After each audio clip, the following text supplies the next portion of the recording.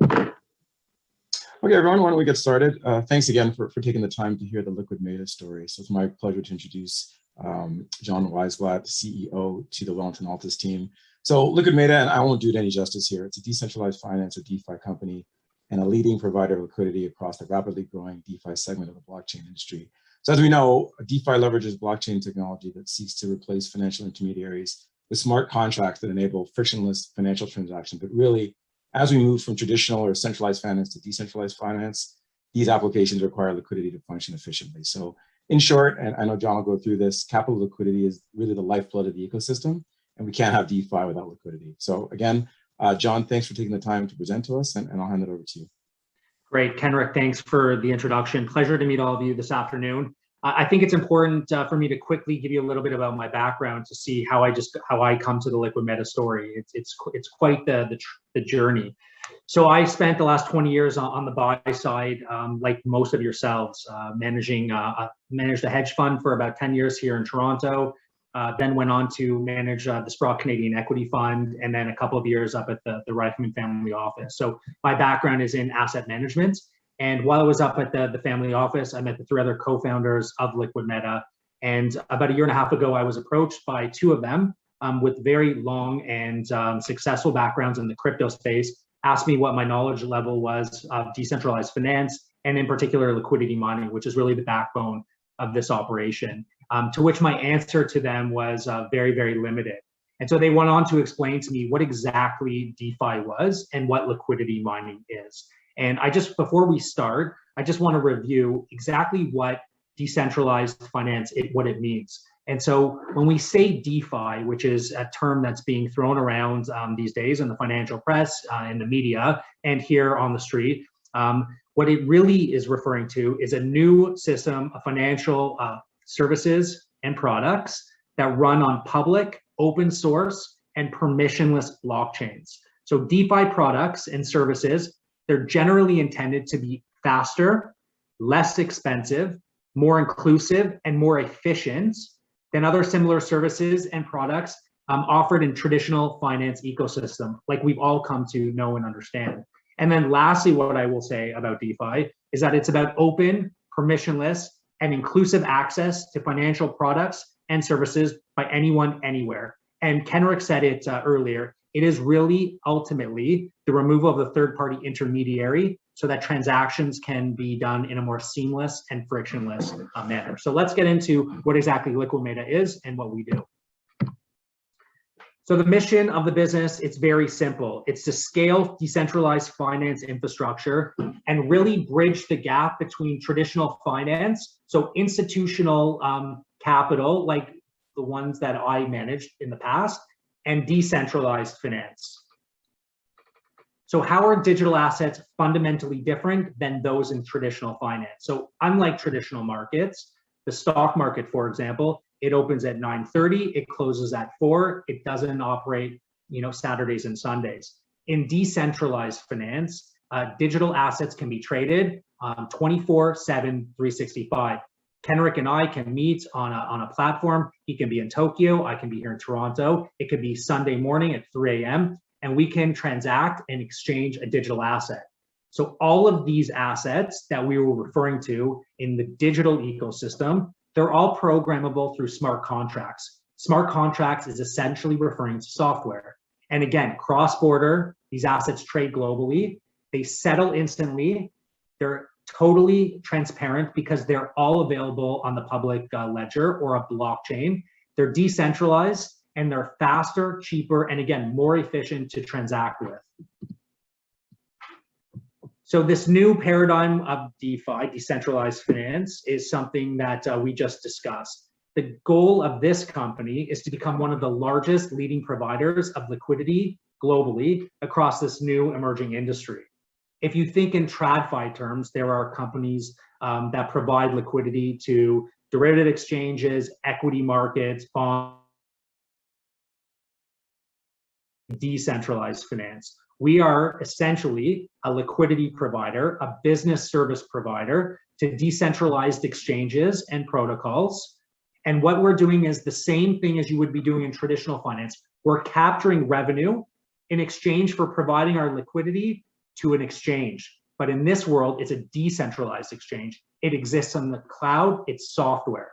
And we're developing proprietary technology, so software and tools that will allow us to do three core things: access, automate, and scale operations within this fast and emerging marketplace. And lastly, and probably the most important takeaway from this slide, is that our platform enables us to focus on cash flow growth. We've been generating revenue and cash flow since inception, day one, and we really work to minimize industry volatility. So it's bringing some sanity to an otherwise insane environment. We see the price of Bitcoin and ETH, they rise, they fall, sometimes with a sharp degree on a daily basis. Our business is just steady, slow, and steady cash flow. So here's a picture of the overall crypto market. Crypto today is a $2.5 trillion market. What this slide is meant to say is that crypto is a growing asset class in the construct of the other global asset classes. So from the top down, we see derivatives, bonds, cash, equities, gold. And what I wanted to show you with this slide is that crypto is ultimately eating into other asset classes. All of the others above, they can be digitized in one way, shape, or another. Crypto is an asset class that's here to stay, and investors, institutional investors, in one way, shape, or another will have to have exposure at some point in time. So the crypto market, most lay investors that have never really spent much time studying this market, it's much more than this. And we're operating in the subcategory called DeFi, or decentralized finance.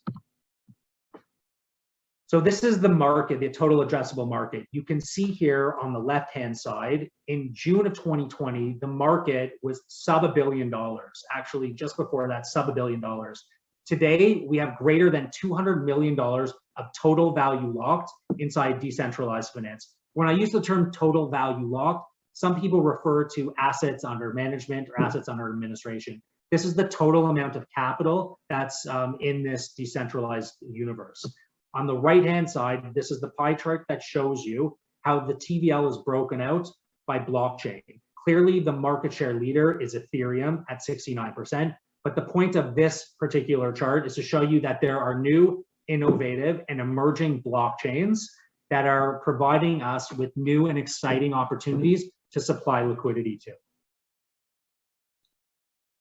So this is the DeFi ecosystem. We can replace DeFi in the center with the term TradFi, or traditional finance. And all these various services, they all apply. Lending, borrowing, insurance, asset management. These are all services that exist in traditional finance that also exist in the decentralized world. We're operating in this particular part of the market, decentralized exchange. When I use the term decentralized exchange, in TradFi, think of the New York Stock Exchange or the Toronto Stock Exchange. It's a marketplace where we can go to with a wallet, a digital wallet, to exchange an asset with one another. So it's very important for me to differentiate between a centralized exchange and a decentralized exchange. I'm sure most of you have heard of the company Coinbase. They just went public earlier in 2021. This company, it runs its trading structure on a typical order book structure, much like the way the New York Stock Exchange would work. Liquidity providers are institutional partners among the many millions of retail users. And then just below, you can see some now dated market cap and valuation characteristics or data points. The one point I want to make about Coinbase is that when Kenrick and John, we log in, because it is not a permissionless environment. You need to be KYC'd. When we log into Coinbase, Kenrick sells a Bitcoin, John buys a Bitcoin. A trading fee is charged on both sides. It's typically in the order of 50 basis points. That 50 basis points, or the trading revenue of Coinbase, is used to pay out management salaries, rents, utilities, all of the typical expenses of a corporation. And that's because Coinbase is a corporation. When you go to the right-hand side, a decentralized exchange, it's much different.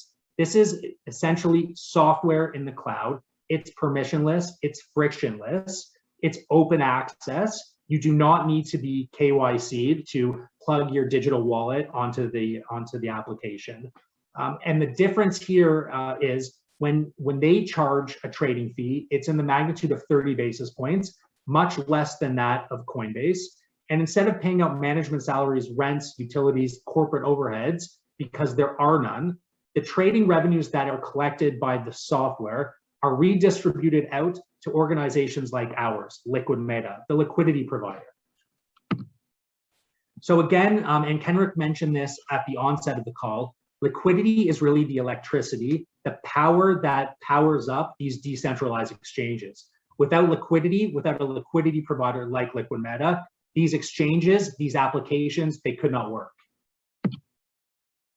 So the automated market making model, the technology, which was first introduced in just 2017, it was made much more popular by a company called Uniswap. Uniswap is the largest decentralized exchange on the planet by trading volume and by market value. This piece of technology, it's innovative in 3 ways. As I mentioned earlier, it's permissionless, it's total community participation, and the fees used from trading revenues, those fees are redistributed out to the liquidity provider. You can see an example or a screenshot of SushiSwap. This is one digital asset or a stable coin, USDC. It's being swapped for another, USDT. And for that swap, a trading revenue is created, and you can see that demarcated in the red box. That is the fee that is used to pay us, the liquidity provider. So here's how it works. Kenrick invests $1 million onto Liquid Meta's balance sheet. This typically is in the form of fiat, US dollars. That US dollar is then placed onto Liquid Meta's digital wallet and converted into a digital trading pair.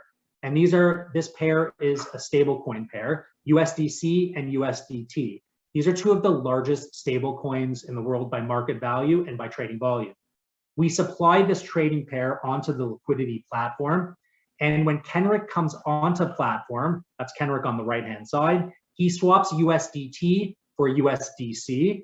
And when he's swapping or trading, the only way that he can facilitate that transaction is if there is a liquidity provider or enough liquidity in the pool in the center, which is represented by us and our capital. For providing that liquidity onto the SushiSwap exchange, we get a trading fee. And we get that trading fee each and every day. And that trading fee is generated every 15 seconds, 365 days a year, Christmas Day, Easter Sunday. I think you get my points. So here's the company's performance since inception. We were generating revenue and positive cash flow on day 1. This is accumulated daily revenue. But what I really want to show you is that the daily revenue on our balance sheet generates anywhere from 15 to 25 basis points per day. The other thing worth mentioning is that our revenue is very stable and consistent each and every day. The strategy is threefold. We supply our liquidity in the form of a stable trading pair. So when I say stable, what that means is these assets, they do not fluctuate like a volatile asset like Ethereum or a Bitcoin. We can also supply our liquidity in the form of a stable coin volatile trading pair, and a much smaller percentage of our liquidity is provided by volatile trading pairs or volatile on its own. In the instances where we are providing volatile stable coins, where asset values rise and fall, we are hedging most of that volatility risk away. So again, we get that really nice, smooth and steady cash flow stream. Business is market agnostic. So in periods where crypto markets are quite bearish, as they were in June, as you can see on this graph, July, most of August and all of October, we generated consistent daily revenue and consistent daily cash flow. So you might be asking yourselves, why can't anybody just be a liquidity provider? Well, it's quite difficult. The user experience is extremely complicated. Project research time is quite consuming. It's very difficult to operate a wallet, a digital wallet, across multiple blockchains, managing RPCs, bridges, and then there's the security risks. Because we're dealing with software in the cloud, these pieces of software, they're not impervious to theft or hacks. So you really have to know who's behind the liquidity pool, who's engineered it, have they been audited, who's audited them, and so on and so forth. So very, very difficult. The last thing I'll say about difficulty or degree of difficulty is that you need to be liquidity mining with a reasonable amount of capital. We would suggest that you should not be liquidity mining with less than $500,000 to $1 million, because gas fees or network fees, specifically on the Ethereum blockchain, they're quite high. And if you don't know what you're doing, you're going to erode your principal capital. So it's very difficult for the lay crypto investor. So this is the moat that we're building around the business. And usually my partner, Nico, will walk you through the technology, but this is the software that we're using to create scale and a competitive advantage. The software that is in development, it's called the MetaBridge. This is the front end. So some of the features of this software, which will allow us to scale, automate, and accelerate the business, are a few things. It provides us with a screening tool. It allows us to connect to all of the various DeFi applications in real time in order to select the best ones, the safest ones, the pools that have been audited, the ones where there's enough total value locked in order for us to supply liquidity. It really acts as a tool for us to use as a way to accelerate the business. This is the front end.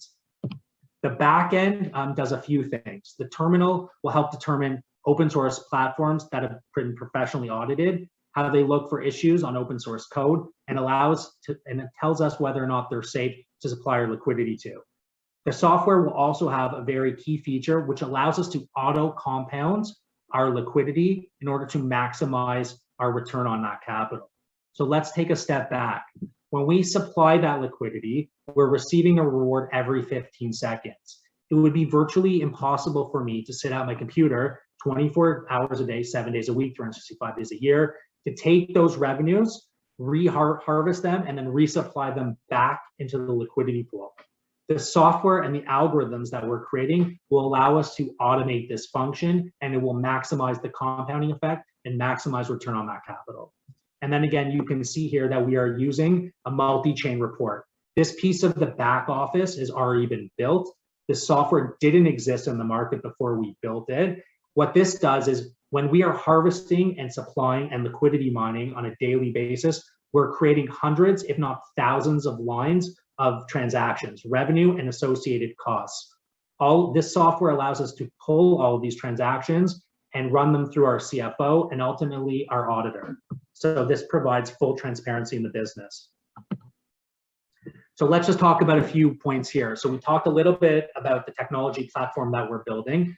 We also only operate in a secure private server, which is only accessible by 3 of the company's co-founders. We're also using a multi-sig wallet that's provided to us with a relationship with a Tel Aviv-based company called Fireblocks. This company has $17 billion of capital that runs across their digital wallet systems. And when I say multi-sig, what that means is if Kenrick is working for Liquid Meta, he cannot be deploying liquidity across a platform without the authorization of myself. So I authorize every single trade that my partners are doing in the liquidity pools. Checks and balances are quite high. We talked a little bit about the strategy, the stable, volatile, and the volatile deployment strategy. Insurance, what this refers to is that there are new and emerging insurance products that we can use to ensure some of the liquidity we're providing to certain protocols. And then again, there's hedging. We discussed this, and then monitoring these liquidity pools. Because they're 24/7, we have hired up a few people in Asia, more so now in the Americas. There's always eyeballs looking at the liquidity pools, making sure that they're working properly, there's no bank runs, and there's no activity unforeseen. So this is the liquidity mining flywheel. We raise capital. This can be in the form of debt or equity. Right now we're marketing an equity transaction. We run through our liquidity mining operations, we generate our revenue, and then we rinse and repeat. Here's just some bullets on the executive team. You guys can all look at those at your leisure. A fully functional all-star board of directors. Again, you can read the bios at your own pace. Advisors and investors. Most of you have seen tables like this on a weekly basis. The one section that I want to direct your attention to is a section on the crypto miners. These businesses are quite capital intensive. Their operating margins are substantially lower, but the biggest point I want to make here is that they're quite volatile and correlation is very high. Correlation is quite high to the price of Bitcoin and Ethereum. Our business is CapEx light. Our operating margins are high. We're running at a gross profit margin in excess of 96%, EBITDA margins at scale of 80 to 85%, and our businesses are uncorrelated to the volatile assets. And then you can just see here the valuations that these equities are trading at. So we ran through many of these investment highlights. So here's the transaction. We're raising $20 million US at a $30 million pre-money valuation. You can see the vast majority of the proceeds are being used to run through the liquidity mining business. And then the next highest amount of capital is use of proceeds. Use of that is to build out our technology stack. Key hires, working capital, and then fees. So here's the transaction. It's a subscription receipt. It's $1 per sub.